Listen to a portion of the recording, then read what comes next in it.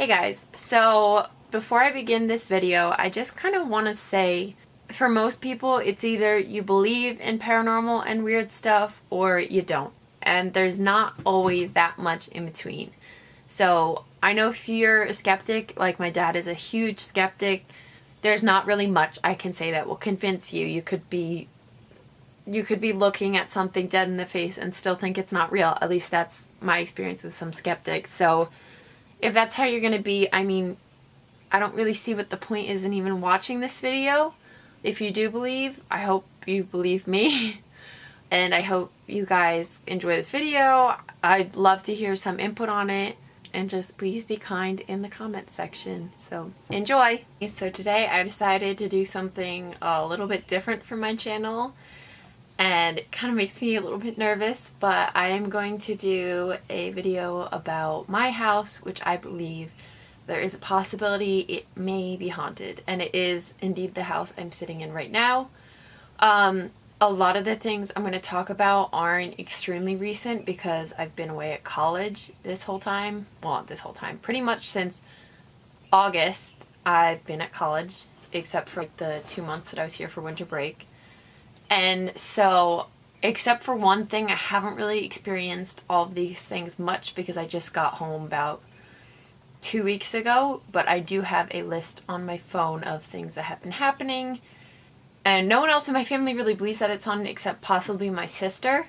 But my sister literally will pee her pants if she even sees a ghost hunter show is on. So even if it was definitively haunted, she would never want to admit that because it would freak her out too much. But yeah, I don't think it's anything really threatening. It's just kind of creepy, and a lot of things take place in this room. So I don't know if it's just I'm extremely like sensitive to the things that happen to me, especially while I'm in here, or if I just take note of it, or if it's just this room that stuff seems to happen in. But I'm gonna get down to it. I believe that this all started when I was younger. I got really interested in Ouija boards, and I did not know at that point that Ouija boards were, whatever you want to believe, portals, entries for demons, like sinful, but just all around that they bring out bad energy and bad spirits, and that these evil entities can pretend to be good spirits and stuff like that. My mom had played with some Ouija boards when she was younger, and she had some really weird things happen, but never anything like super sinister. And a lot of my friends knew about Ouija boards, but we didn't know that it was bad until like years after I had already thrown it out. So my mom and I and a few friends had used the Ouija board in my house. We actually had 2 different Ouija boards. One was borrowed from a neighbor, and it was older, and it was like the classic wood Ouija board, and it was in this box that was just falling apart. And I can tell the whole story of the Ouija board later, but long story short, not that much happened. But as far as I can remember, I don't remember things happening in my house before this point. Afterwards, yeah, but I can't remember anything from when I was super young that spooked me, unless it was scary enough that I just completely forgot about it. The first thing that really happened that I can remember is my sister was running in our basement, and it's an unfinished basement, and it has a lot of exposed beams and stuff, and there's just the treadmill is down there. So my sister was running on the treadmill, and we heard her scream. And my parents went down there, and she was running up in the process, and they were like, what happened? What happened? And she said something pulled my ponytail, and she was hysterical. And she legitimately felt someone yank her ponytail, and she was wrecked. So my parents were trying to calm her down, and they looked, they were like, nothing's down there. So they were saying that they thought that her ponytail must have gotten caught on like a beam or a pipe or something down there, which I guess could be possible.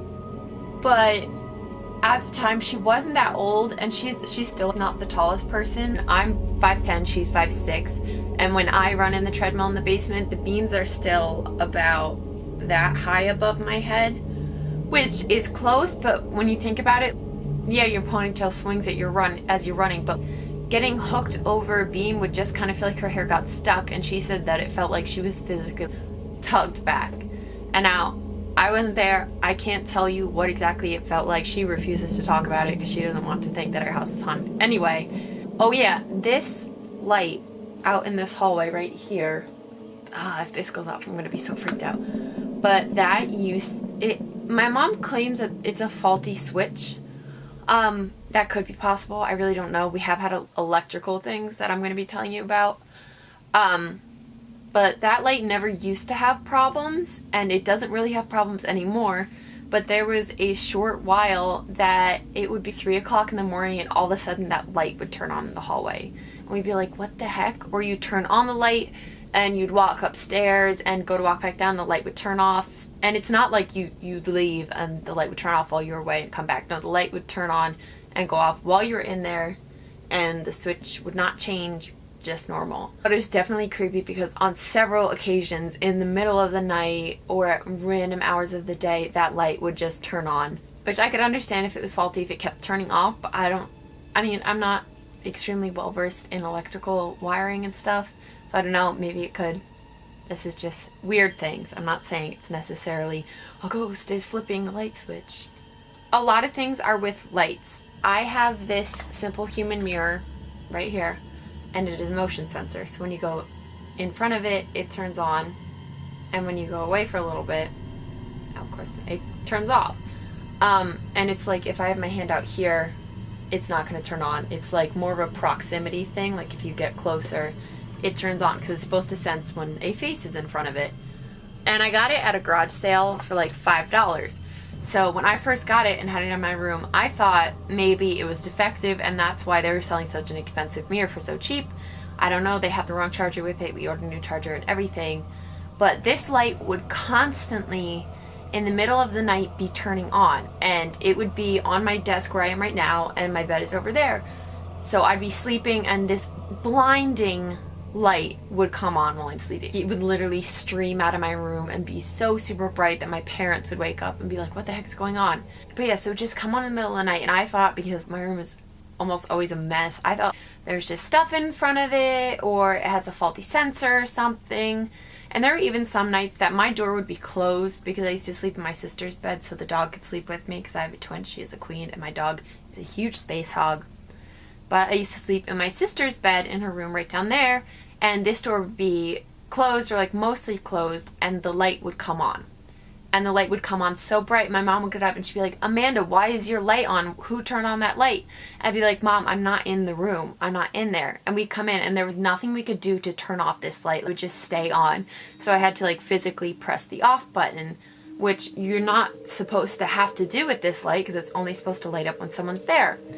So I thought, it's just a faulty sensor, whatever, until I got to college. And I brought this mirror with me to college because it's great. And in the time it was in my dorm room for 6-7 months, not once did it turn on without someone's face being in front of it or someone brushing up against it. Not one single time did this light go off in the middle of the night. So that's when I was like, it's creepy. I don't like that. In the 2 weeks I've been home, it has not done it. It did it once over winter break, I remember, because it was sitting right here next to me while I was in bed. But the light went on and I took a Snapchat of it. I don't think I saved it. I wish I saved it. But I took a Snapchat of it and I said, the light is on and no one's there. Because I had told people about this and they were like, that's freaky, get an exorcism, move out, blah blah. And I was like, yep, I'm about to. So that's the really recurring thing that happens so much. Okay, another freaky electrical thing. One night I was having a sleepover and I was sleeping downstairs with my friend, and I woke up, everything was normal. We watched like a movie until probably like 3 o'clock in the morning, and then finally went to sleep. Woke up, everything was normal, went down for breakfast, and my mom was like, hey Amanda, did anything weird happen last night? And I was like, what do you mean? And she said, did any lights come on when you woke up? And I was like, no, everything that we left on was on and everything that was turned off was turned off. Why would you ask that? And she said, well, there must have been a power surge or something, because at 3 o'clock in the morning, Dad and I woke up and all the lights in our room had turned on and our TV was turned on to static. Oh yeah, it must have been a power surge, which, like I said, I don't know that much about electrical issues and what could happen, but I know power surges can cause the lights to brighten, it can fry electronics and stuff, but I've never heard of power surges switching things on, especially like TVs and stuff, which I'm fairly sure have inner components that are supposed to stop surges from frying it. And it's a newer TV, it's not very old. But that was just a weird thing. In this hallway right here, one night I went down to get some water, and I like refilled my water downstairs, and I started walking back up, and I get to the top of the stairs and I kind of just stopped, because this is gonna sound insane, but I felt like I ran into someone. It was like the darkness at this part of the hallway was way darker and more solid than the darkness that was all around me. I was looking down at my phone or something, and I literally stopped like I ran into a wall. And I couldn't really explain it, it just felt like heavy in front of me. And then I turned on my phone flashlight and nothing was there. And I kind of just shook it off, like I was a little freaked out, but nothing was there. Maybe I was just distracted because I was on my phone. I thought I saw something, but I didn't. I don't know. But lately, I have been having really weird dreams or trouble falling asleep, and almost like a sleep paralysis type thing. Oh my god, I have goosebumps. So the first instance of sleep paralysis, or what I believe to be sleep paralysis, I don't even know what this was. I've never felt anything like it before then, and it really freaked me out. But I was laying right there in bed, and I was asleep, and I don't know if I woke up or if I was still in a dream, but I was laying right there, and I was like, what time is it? What's going on? And I really, really wanted to grab my phone to look at what time it was, but I felt so heavy, and like I was trying to move my arm and just swing my arm open to grab my phone, and I couldn't do it. And I remember even like my eyes felt so heavy that it was like I was fighting to keep my eyes open and stay awake. I was like, why can't I stay awake? Why can't I stay awake? It's like when you're super tired and have to go to an 8 a.m. and you're like, yeah. But I kind of looked down to right here on the floor, like just right behind where I'm sitting, because I have a really small room. And my room, this is why I think it wasn't a dream. My room was like really messy that night, and I remember it was so realistic to exactly how my room looked that day. Everything to a T was where it was when I fell asleep. Normally when I imagine my room in dreams, my dream world is not exactly like what's going on here. Like the walls would be pink or something would be weird. This was exactly as I had fallen asleep to. What freaked me out was, unlike when I fell asleep, there was someone in here. Except they had their back to me, and I think they were wearing some like white or gray scraggly thing. And I think it was a girl, but like her hair was kind of long and just like a washed out color, like really devoid of color. And the scariest thing was their back was to me, and they were hugging their knees with their head down. And I was paralyzed. I just remember looking at them and being like, please don't turn around, please don't turn around, please don't turn around, please don't look at me. Like, I just looked at them, and all I could think was like, if they look at me, what am I gonna do? I heard them sniffle, almost like they were crying or something, and I remember they lifted their head up, and I remember nothing after that. So I guess I fell back asleep, or the dream ended, or whatever it was. And prior to that, I had never, ever had any kind of sleep paralysis, and I rarely remember dreams, and especially not like that vividly. Lately, I've had a ton of trouble sleeping ever since I got home from school, and it's mainly because of stress and like personal issues. But the other night was literally the worst night. I was so exhausted, and I was just trying to sleep, and I kept on just drifting off to sleep, and then I'd wake up, and I couldn't figure out what exactly would wake me up. But when I woke up, I was just like in a state of terror. I don't know why I was so afraid, but I woke up terrified. and I woke up like something had woken me up that I couldn't remember, or like someone had woken me up, and I completely felt I was facing the wall and I felt like there was someone standing right over my shoulder in the spot right about where I had seen the person with their back to me. And I just kind of, you know how when someone is standing behind you, you get that like sixth sense where you can feel that someone is there. Like even if your eyes are closed, even if you don't expect or there's no reason for anyone to be behind you, you can feel it, you can sense it, you just know. I just knew that someone was behind me and I did not want to look. So I kind of just closed my eyes and just drifted back to sleep. But it must have been like 5 times in the night I woke up. So I think that's it for now. If other stuff happens, I will definitely make more like stories on this, because obviously I live in the house. I'm going to be here the whole summer until I go back to college. I know some people do like ghost hunting things in their house. When things like this happen, I don't know if I want to do that, because I don't know, I really don't think I want to know.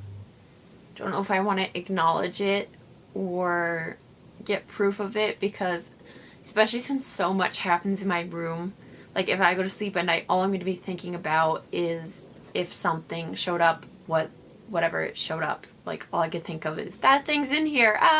I'll consider it. I might do it if people want to see that. I might do it right before I leave for college, so peace out, see you in 3 months. I could possibly make a video on my mom's paranormal experiences, because she's had a lot, and like the experience with the Ouija board and stuff, if that's something that people would be interested in. I hope you enjoyed this video, and let me know what you think. If you think my house is haunted, if you think there's a logical explanation, if you agree with my parents' explanations, I don't know. I'm not saying that it is haunted, but I'm saying there's a lot of weird stuff that happens, and it just seems like it's weirder than most houses that things happen in. So that's it. I hope you enjoyed, and see you guys later.